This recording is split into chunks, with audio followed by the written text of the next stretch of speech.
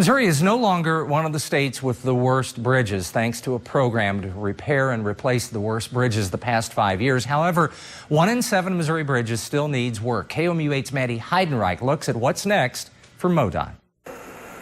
That's good. This bridge here would be a simple bridge to inspect compared to like the Roachport. Keith Baker travels the state inspecting some of its 10,000 bridges. They got preset stress cable. I climbed into a bucket with Baker to look at the underside of a bridge that carries 6,000 cars across the Morrill River.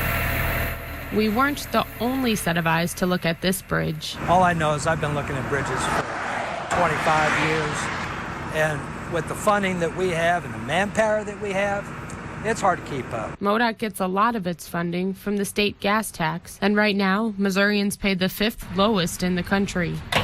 People are also driving less and using more fuel-efficient cars, and that means less gas tax revenue, too. So MoDOT's budget is shrinking. We see our funding over the 5-year period going from about $1.2 billion on the average to about $700 million per year for construction programs. In the past, Missouri had a bad reputation for some of the worst bridges, but the state recently dropped from the list after MoDOT completed its $685 million Safe and Sound Bridge Improvement Program. These are basically for smaller bridges, all over the state.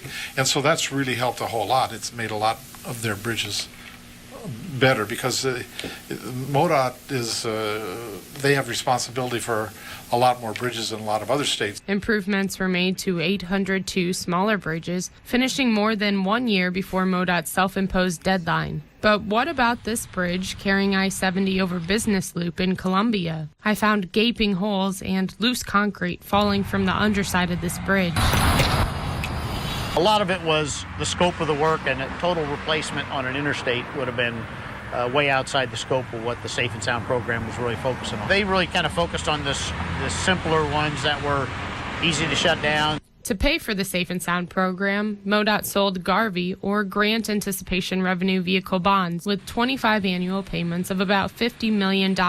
It also used 1/3 of the yearly federal bridge replacement fund. Now that money is spent, and MoDOT has more to do. The problem is over those last 4 years, bridges are continuing to deteriorate and get into those conditions as well. But we have made grounds on the overall condition of our bridges, but we need to continue that emphasis on bridges to be able to maintain where we're at and what we've gained over the last 4 or 5 years. With less funding, can the state keep up? Me personally, I think it's going to be tough to be able to do that. It was a real aggressive program focusing on bridges. Now we've got limited funds. The funding's going down each year, and we also have to incorporate all of our pavement and our other projects along as well, and have to prioritize what are our needs.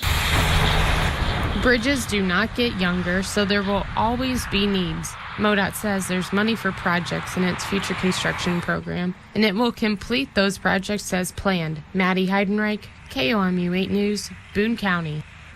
Nemmers believes engineers are inspecting bridges better thanks to new tools and equipment. To find out more about future Missouri projects, visit our website, KOMU.com.